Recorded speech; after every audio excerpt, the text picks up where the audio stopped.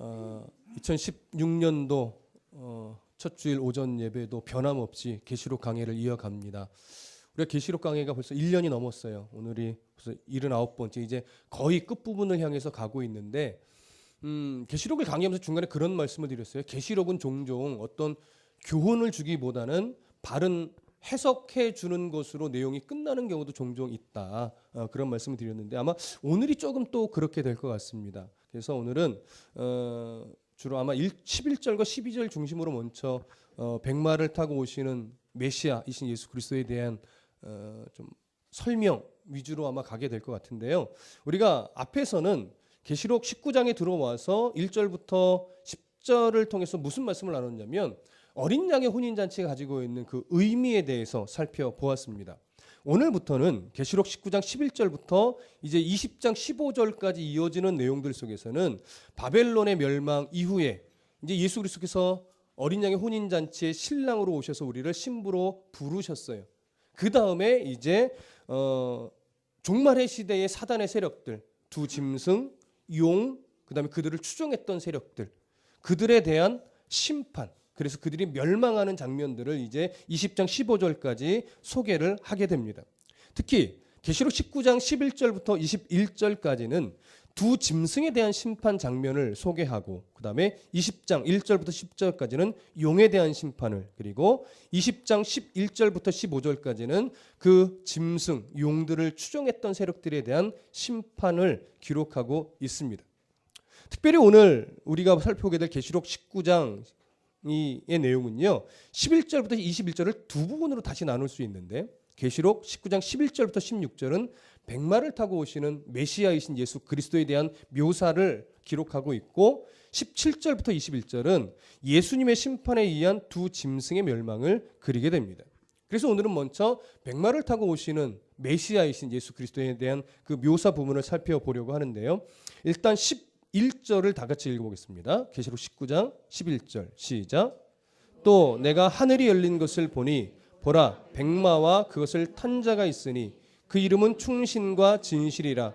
그가 공의로 심판하며 싸우더라. 어린 양의 혼인잔치의 환상을 들었던, 그건 들은 거죠. 들으라. 들었던 사도 요한은 이제 또 새로운 환상을 보게 되는데 어떤 환상을 보는 거냐면 바로 하늘이 열린 것을 봅니다. 근데 하늘이 열려 있다라고 할 때 이 하늘이 열린다라고 하는 표현은요 보통 이제 하늘의 성전이 열리는 건데 이건 신적 계시가 주어지는 것에 대한 그 묘사를 할 때 이런 표현을 많이 사용합니다. 특별히 이 하늘이 열렸다, 하늘이 열린 것을 보았다라고 할 때 이것을 문법적인 요소로 살펴보면 사도 요한이 지금 어떤 환상의 계시를 주면서 지금 이 순간 하늘의 문이 활짝 열린 것을 보게 되었다, 이걸 말하는 게 아니에요. 이전부터 열려 있었던 그 하늘의 문이 지금까지도 열려져 있는 그 모습을 본 것으로 문법은 표현하고 있습니다. 그러니까 그냥 한글 성경만 보면 지금 열려있는 뭔가 하늘의 문을 본 것처럼 여길 수 있지만 원문을 문법적으로 이해를 해보면 과거에 열려져 있던 그 문이 지금까지도 열려져 있는 거예요. 그리고 이제 그 문은 무엇을 향해 갈까요? 하나님 나라의 완성을 향해 가고 있는 거예요. 그러면 그 하늘의 문이 언제부터 열려진 것일까요? 바로 예수 그리스도의 초림부터입니다. 예수 그리스도의 초림부터 시작해서 하늘의 문이 열려져 있어서 지금 예수님이 십자가에 죽으시고 부활하시고 승천하셔서 이제 어린 양의 혼인잔치에 재림주로서 메시아로서 예수 그리스도께서 오시게 될 그때까지도 하늘문은 계속해서 뭐예요? 열려져 있다라고 하는 거죠. 그렇다면 하늘의 문이 예수님의 초림 때부터 재림하는 그 순간까지 계속해서 열려져 있다라고 하는 것은 결국 무엇을 말하는 걸까요? 하나님께서 종말의 시대를 친히 섭리하고 운행하고 주관하고 계시다라고 하는 거예요. 사람이 주관하는 게 아닙니다. 어떤 천사가 주관하는 게 아닙니다. 만왕의 왕 되신 하나님께서 친히 예수 그리스도를 이 땅에 인간의 몸을 입고 보내시는 그 시점부터 종말은 시작이 돼서 예수님께서 십자가의 죽으심으로 말미암아 종말 가운데 구원의 역사를 뭐예요? 성취하셨어요. 그리고 이제 승천하신 후 재림하실 때까지 이 종말의 역사가 진행이 되는데 무엇을 향해 달려가는 거냐면 구원의 완성을 향해 달려가는 겁니다. 그러나 종말의 역사는 친히 하나님께서 섭리하고 주관하시는 거기 때문에 구원의 완성은 사단과의 싸움에서 예수님이 이겨야만 뭐예요? 완성되고, 조금 실수해서 하나님이 지면 완성이 못 되는 이런 차원의 문제가 아니라고 그랬어요. 사단과 하나님은 대적이 돼요, 안 돼요? 안 된다라고 말씀드렸어요. 하나님께서 뜻이 있으시고 하나님의 백성을 성화시키시고 연단하시고 하나님의 백성답게 어린 양의 신부답게 만들어 가시는 과정 속에서 하나님은 그 사단의 세력마저도 사용하시는 거예요. 그것을 위해 이 땅에 우리를 이리 때와 같은 세상 속에 우리를 뭘로 던져놔요? 양으로 던져놔요.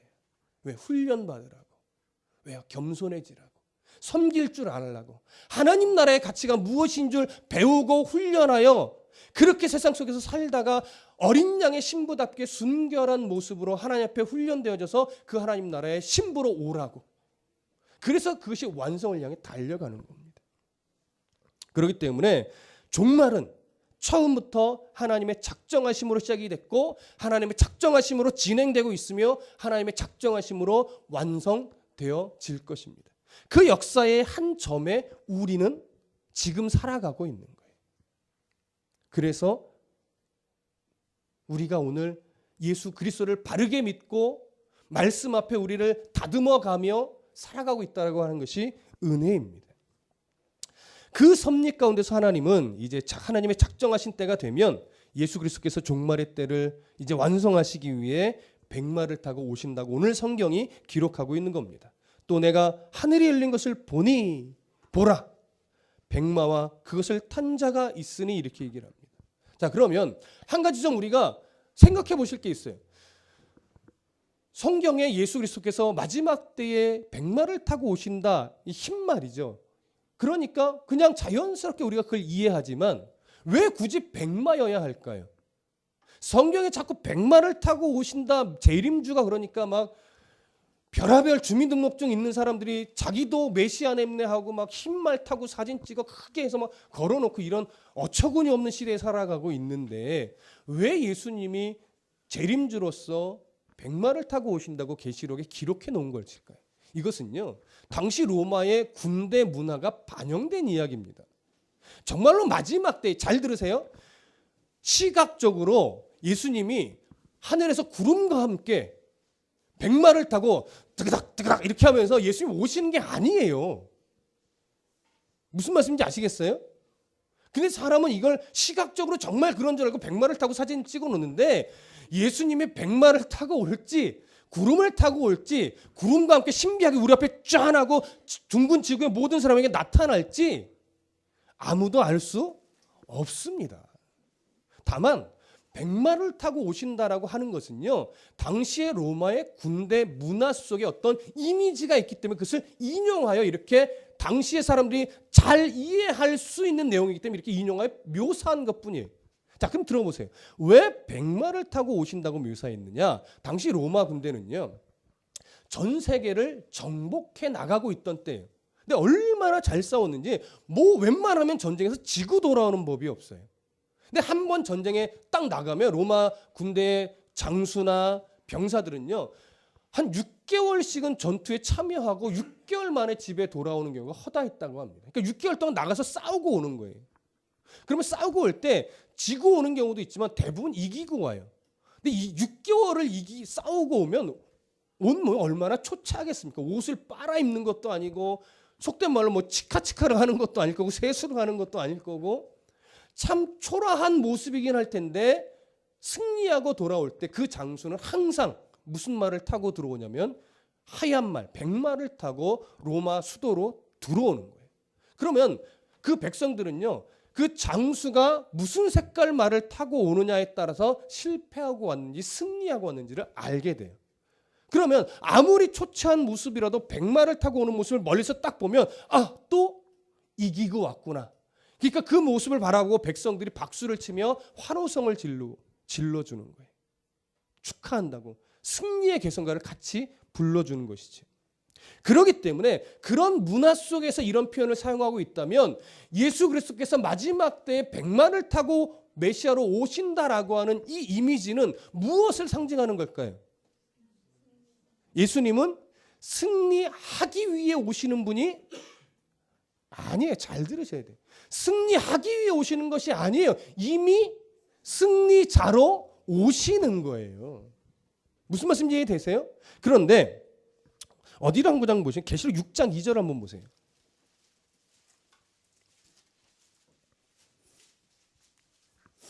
계시록 6장 2절 함께 읽어봅니다. 시작.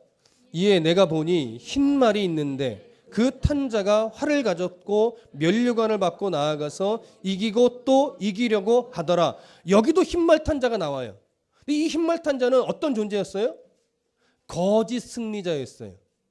그런데 이때도 우리 강의할 때 말씀드렸지만 흰말인데 그 탄자가 활을 가졌어요. 그리고 또 면류관을 받았어요. 근데 나가서 뭐 해요?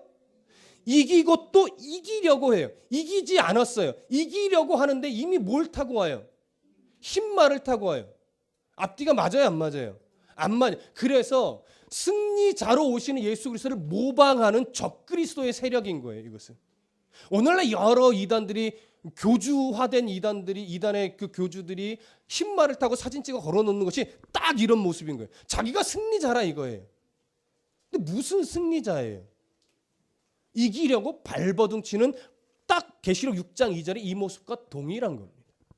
그래서 오늘 본문은 이렇게 이기려고 오는 자가 아니라 정말 승리자로 오시는 예수 그리스도가 바로 메시아이신 것을 정확하게 드러내는 것입니다. 자, 사도 요한은요, 이러한 장엄한 광경을 환상 가운데 보고 있으니 얼마나 영광스럽겠습니까?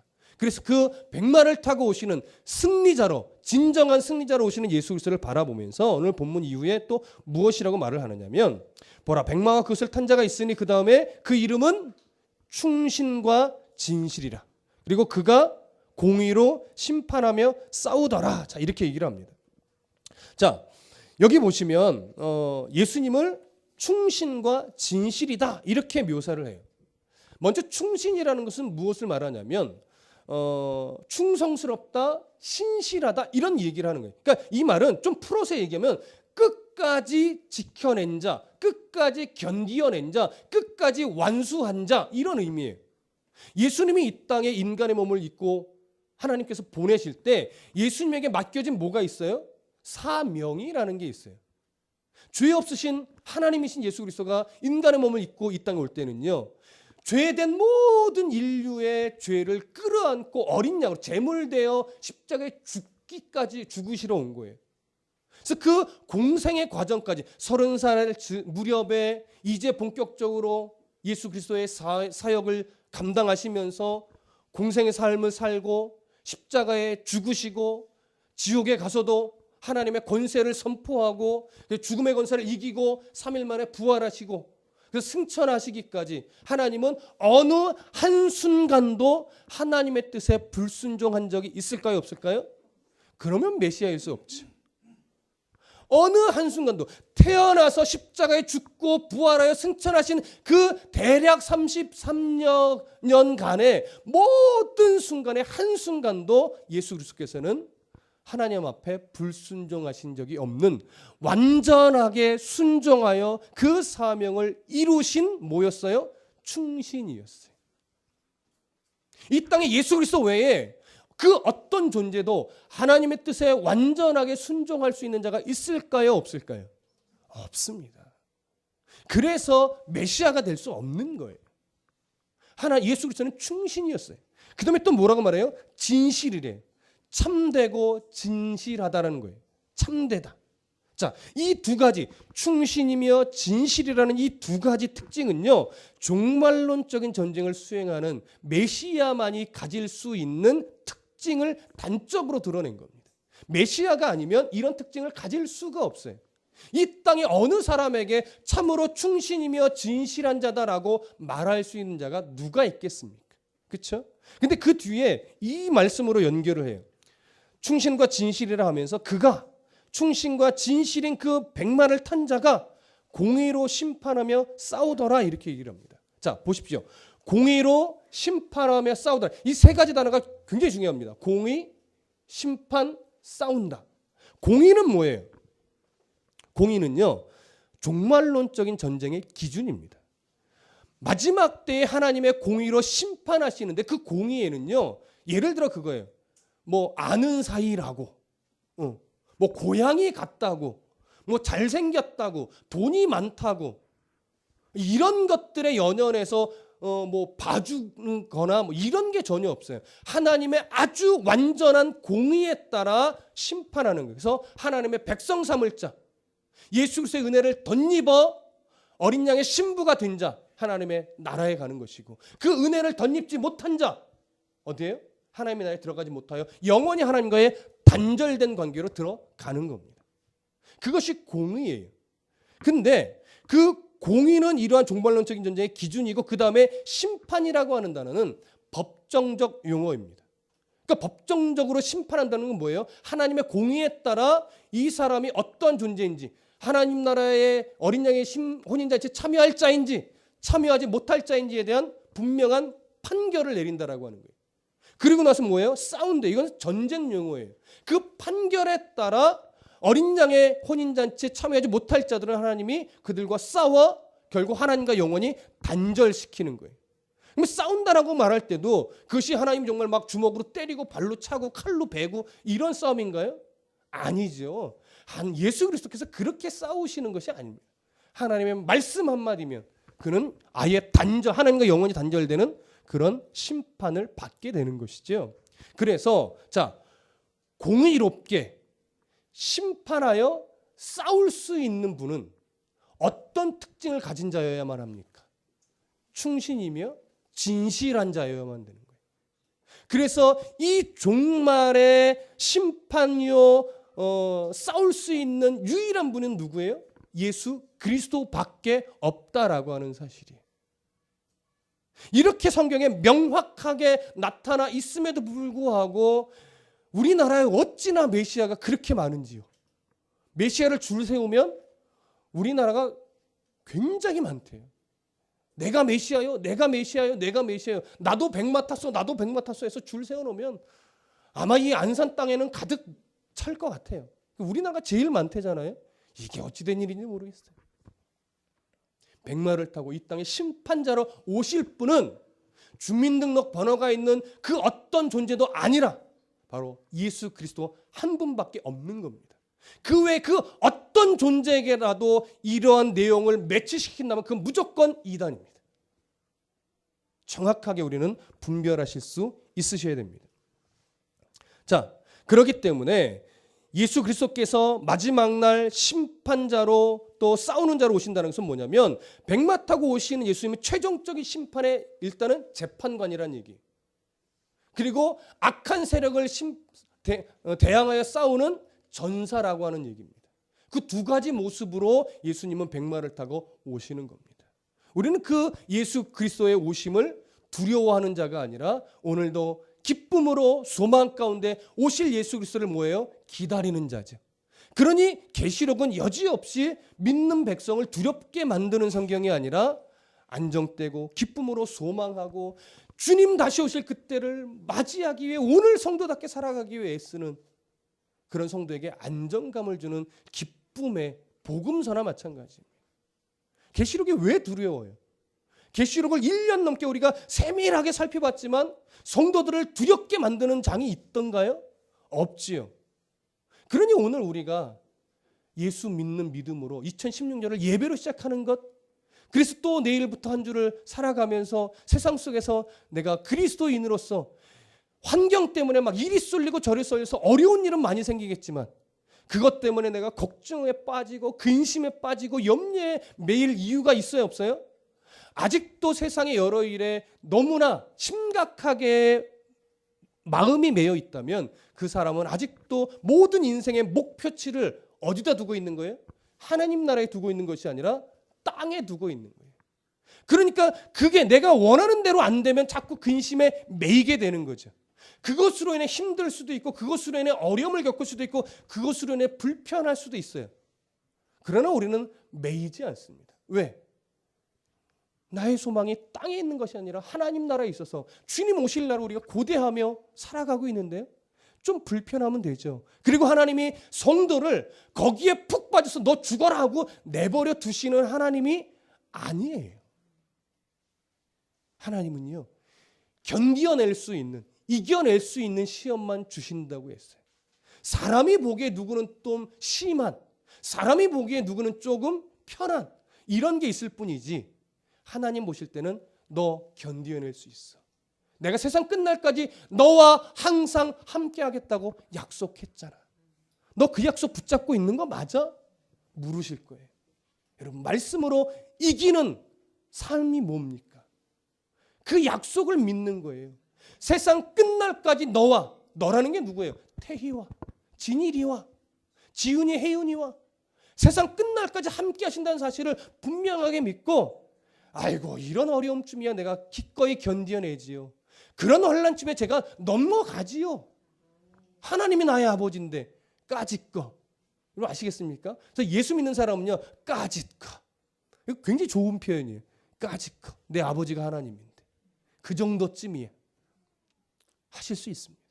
하실 수 있습니다. 그리고 해내셔야 합니다. 그리고 2016년도는 2015년과 별반 다를 것 없겠지만 2015년도보다 더 복되게 살아갈 수 있죠.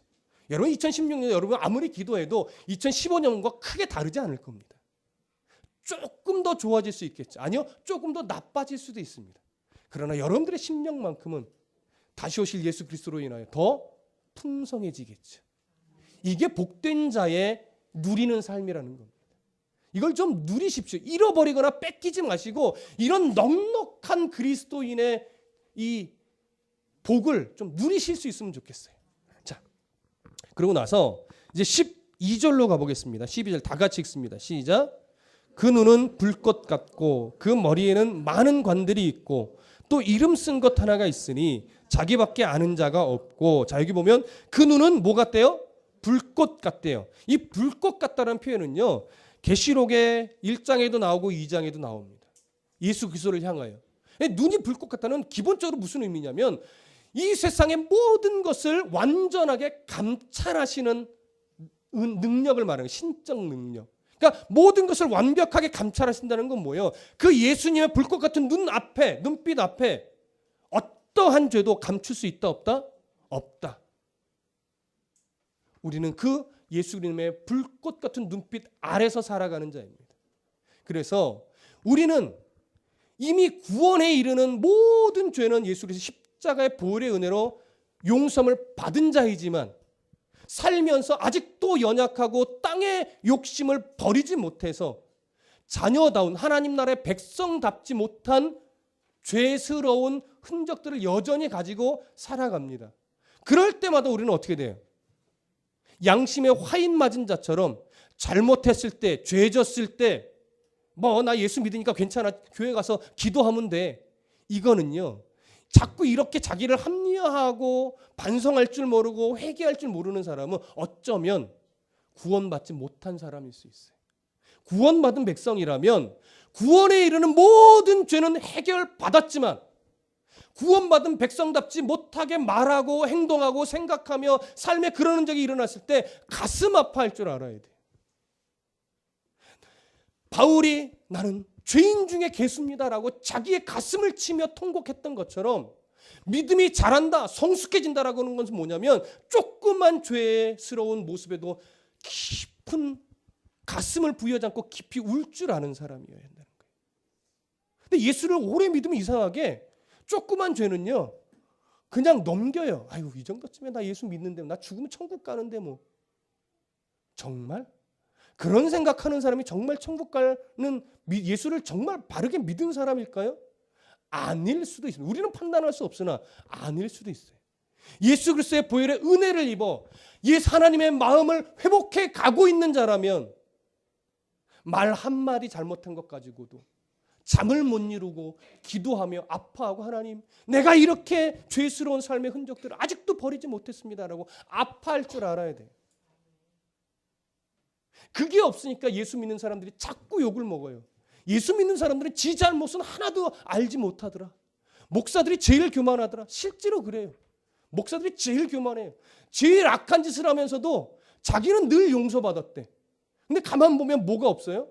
정말 자복함의 모습이 있나 보면 없어 보이는 게 문제예요. 근데 세상은 알아요. 느낀다고요. 정말 자기가 안에 있는 죄로 인해 아파하는 사람은요, 세상 가운데, 성도 가운데, 사람 가운데 저 사람이 정말 그 죄로 인해 아파하고 있구나. 알아요. 느껴져요. 여러분, 자그마한 그리스도인답지 못한 행동 하나마저도 아파할 줄 아는 성도가 되십시오. 그걸 놓고 하나님 앞에 주님 나를 좀 바꿔주세요라고 좀 통탄하며 기도할 줄 아는 심령이 되셔야 돼요. 그게 심령이 가난한 거예요. 오늘도 저는 연약하여 자꾸 말 실수합니다. 행동에 실수가 있습니다. 그래서 하나님의 은혜가 없으면 저는 오늘도 그리스도인답게 살아가기가 참 힘듭니다. 하나님 도와주세요. 저도 그래요. 저도 그래요. 그게 바로 불꽃 같은 예수 그리스도의 눈빛 아래서 살아가는 성도의 삶인 거예요. 예수님 다 보신단 말이에요. 다 아신다고요. 숨길 수 없어요. 몰래 할 수 있는 게 하나도 없어요. 예수 그리스도의 이 순결함을 닮아갈 수 있기를 소원합니다. 그리고 또 이어서 말합니다. 그 머리에는 많은 관들이 있고, 자, 저를 보십시오. 많은 관들이 있다라고 하는 것은요, 이것도 로마의 군대 문화를 이해해야 됩니다. 종종 아까 승리하고 돌아오는 장수들은 무슨 색깔 말을 탄다? 흰색 말을 탄다고 했죠. 근데 종종 들어올 때 승리자는 머리에 관을 쓰고 오는데 관을 3개 정도 쓰고 오는 장수들이 있어요. 무엇을 의미할까요? 여러 전투에서 승리했음을 말하는 거예요. 여러 전투에서. 근데 예수님은 많은 관을 쓰고 있대요. 자, 여기서 많은 관은 셀 수 있다라고 하는 것을 의미할까요? 셀 수 없다라고 하는 걸 의미할까요? 예수님은 셀 수 없이 많은 관을 쓰고 있는 거예요. 정말로 여기 막 이렇게 쓰고 계실까요? 상징적 의미죠. 셀 수 없이 많은 관을 쓰고 있다는 건 뭐예요? 완전한 승리자라고 하는 거죠. 앞절에서 설명했듯이 예수님은 승리하기 위해 오시는 분이 아니라 완전한 승리자로 이 땅에 오셔서 재판관이며 전사로 오시는 거예요. 우리를 하나님 나라에 데리고 가고 악한 세력을 완전하게 심판할, 이제는 더 이상 하나님의 이 종말의 역사를 회방하지 못하도록 영원한 단절에 던져넣기 위해서 예수 그리스도께서 오신다라고 하는 겁니다. 그리고 이어지는 12절의 말씀 보십시오. 또 이름 쓴 것 하나가 있으니 자기밖에 아는 자가 없다라고 말합니다. 자, 이 이름이 어떤 이름인지 어디에 쓰여 있는지는 알 수 없습니다. 그리고 또 성경은 분명하게 그 이름이 자기밖에 아는 자가 없대요. 일단 어떻게 쓴 이름인지 모르나 누구의 이름이면 분명해요. 예수 그리스도를 나타내는 이름이면 분명하죠. 근데 이 이름이 자기밖에 아는 자가 없대요. 왜 자기밖에 아는 자가 없다는 표현을 하고 있느냐? 고대 이 당시에는요, 상대방 누군가 싸울 때 그 사람을 이기기 위해서는 그 사람의 이름을 알아야 된다라고 하는 어떤 그런 그 문화가 있었어요. 그러니까 그 사람의 이름을 안다는 것은 뭐냐면 그 사람의 본질을 안다라고 하는 거예요. 그냥 단순하게 이 사람의 이름은 뭐예요? 이걸 안다는 것이 아니라 이름은 그 사람의 본질이에요. 그래서 당시에는 이름의 의미도 굉장히 중요하게 여기던 때입니다. 그런데 어린 양 되신 예수 그리스도는 재판관이며 그 다음에 전사로 오시는데 누구와 싸워요? 용들, 짐승들, 그의 추종 세력들과 이제 싸우실 거란 말이에요. 근데 그들이 예수님의 이름을 알아요, 몰라요? 모르죠. 여기서 쓰여 있는 이름은. 그러니까 예수님의 본질을 모른다는 얘기예요. 그러니까 이 사단의 세력이 예수님을 이길 수 있어요, 없어요? 근데 예수님 눈은 뭐예요? 뭐 하시는 눈이에요? 불꽃 같은 눈이에요. 그들의 본질을 다 꿰뚫어 보시는 분이에요. 그러니 예수님은 이길 수도 있고 질 수도 있는 분이 아니라 완벽하게 이긴 자로 오시는 거죠. 그러나 사단의 세력은 아무리 발버둥 쳐도 예수님의 진짜 본질을 알 수 없기 때문에 이길 수 없는 거예요. 잘 들으십시오. 저나 여러분들은 예수님의 본질을 정확하게 압니까? 아니요. 예수님의 한 모퉁이 요만큼 아는 거예요. 요만큼이요. 1000분의 1일지 10,000분의 1일지 1억분의 1일지 우리는 몰라요. 그 예수님의 요만큼 알아놓고 마치 우리가 예수님을 다 아는 양 떠들어대는 경우가 많이 있죠. 아니요. 우리는 예수님이 정말 아주 한 끗 터럭을 아는 거예요. 한 끗 터럭을. 그래서 성경은 말합니다. 이름 쓴 것 하나가 있어요. 자기밖에 아는 자가 없다. 피조세계에 예수님을 다 드러내지 않았고 예수님을 그 피조세계에 다 드러낼 수도 없습니다. 근데 우리는 마치 막 조금만 공부하고 조금만 하면 예수님을 다 아는 양, 그러다 보면 막 자기가 이제 예수님의 위치에 올라선 양, 그게 완전한 교만입니다. 마지막 때에 우리는 무엇을 알아야 되느냐? 우리는 예수님을 다 알 수 없는 그렇게 연약한 존재임을 인정하셔야 돼요. 그리고 그 마지막 때에 불꽃 같은 예수님 앞에서 그저 우리가 할 수 있는 것은 예수님이 어떤 마음을 갖고 계시는가, 우리에게 무엇을 원하시는가, 그러면 나는 2016년은 또 어떻게 순종하며 살아가야 할 것인가. 하나님 말씀을 바르게 알고 그 말씀이 시키시는 대로 내가 정말 순종하기 위해 오늘도 결심해서 내가 작년에 순종하지 못했던 그 한 부분들 있잖아요. 나 저거는 2016년 좀 안 했으면 좋겠어 라고 했던 여러 가지 것들 있잖아요. 그런 것들을 2016년도 하나씩 실행에 옮겨내는 거예요. 그래서 그 안에서 정말 하나님이 주신 기쁨을 찾아가는 거죠. 그게 뭐예요? 불꽃 같은 예수 그리스도, 재판관이며 전사로 오신 예수 그리스도를 우리가 조금 아는 그 부분을 인정하고 예수님 밑에서 살아가는 성도의 바른 자세인 겁니다. 이런 은혜가 2016년도 저와 여러분들의 삶에 가득가득 배어나시기를 간절히 소원합니다. 기도하겠습니다.